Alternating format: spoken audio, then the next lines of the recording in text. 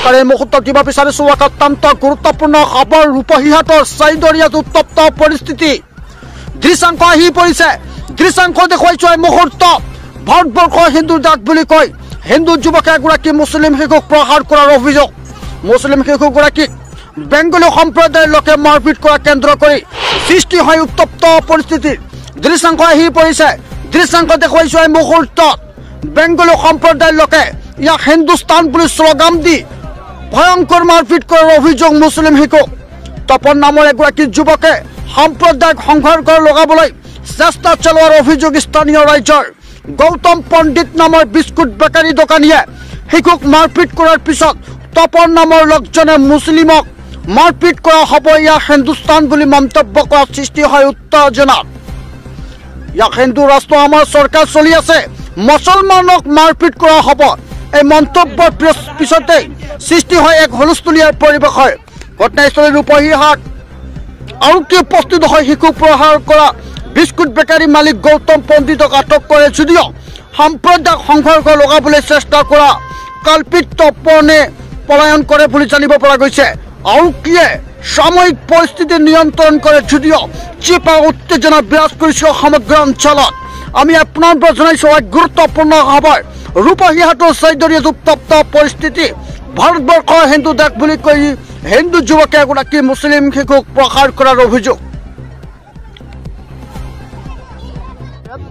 মানে সৰু এটা বাচ্চা, বয়স খুব বেছি 9 বছৰমান হ'ব, মানে দুখীয়া ল'ৰা, মানে বন চন বস্তি বাৰীত বিক্ৰী কৰি খায়। আজি ল'ৰাটো সন্ধিয়াৰ আগতে বিকাৰত মাল কিনিবলৈ আহিলে। ল'ৰাটো কৈছে, বেকাৰী মালিকজনক কৈছে, দাদা আপুনি মালকেইটা গুন্তি কৰি দিয়ক।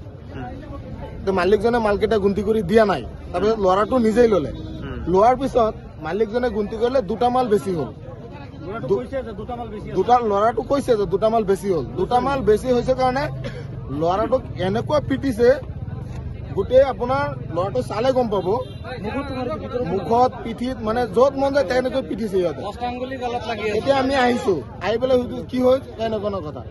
ইয়াৰ পিছত আপোনাৰ এটা আপোনাৰ তেখেতে বেংগলী ল'ৰা এটা, বেংগলী ল'ৰাটো দোকানৰ পৰা দৌৰি আহিছে, আহি পেলাই কৈছে এইটো হিন্দু ৰাষ্ট্ৰ, আমি মাৰিমেই। এইটো কি কথা? সৰু ল'ৰাটো পিটিছে, এইটো মুছলিম ল'ৰা। আৰু যিটো ল'ৰা মাৰপিট কৰিছে এইটো বঙালী মানুহ, ব্যৱসায়ী মানুহ। আৰু যিটো ল'ৰা হিন্দু ৰাষ্ট্ৰ কৈ পেলাই পিটিছে সিও হিন্দু ল'ৰাই, কিন্তু সি ইয়াত নাপিতগিৰি কৰে। এইখিনি ঘটনাটো ইয়াতে 9 বছৰমান হ'ব, 9 বা 10 বছৰ। আৰক্ষী উপস্থিত হৈছে ঘটনাস্থলীত। বৰ্তমান আৰক্ষী উপস্থিত হৈছে। আৰক্ষী কি তদন্ত কৰে, আমাৰ আৰক্ষীৰ ওপৰত আমি এইটোৱে কাটৰভাৱে আহ্বান, এইটো আমাৰ উচিত বিচাৰটো কৰি দিব লাগে। সিহঁতে মানে ইয়াত সাম্প্ৰদায়িক সংঘাত এটা লগাব বিচাৰিছে।